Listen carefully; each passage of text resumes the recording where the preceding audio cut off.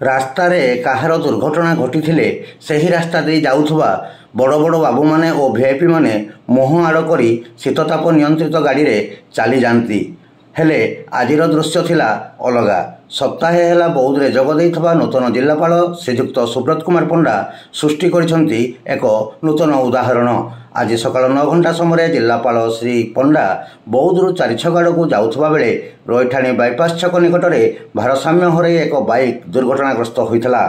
Bike ସହ ରାସ୍ତାରେ ଛିଟିକି ପଡ଼ି ଆରୋହୀ ଗୁରୁତର ଆହତ ହୋଇଥିଲେ। ଏ ଦୃଶ୍ୟ ହଠାତ୍ ଜିଲ୍ଲାପାଳଙ୍କ ଆଖିରେ ପଡ଼ିଥିଲା। ଗାଡ଼ି ଅଟକାଇବା ପାଇଁ ଡ୍ରାଇଭରକୁ ନିର୍ଦ୍ଦେଶ ଦେଇ ଗାଡ଼ିରୁ ଓହ୍ଲାଇ ନିଜେ ଜିଲ୍ଲାପାଳ ଦୁର୍ଘଟଣାସ୍ଥଳରେ ପହଞ୍ଚି ଲୋକଙ୍କ ସହାୟତାରେ ଗୁରୁତରଙ୍କୁ ଉଦ୍ଧାର କରିଥିଲେ।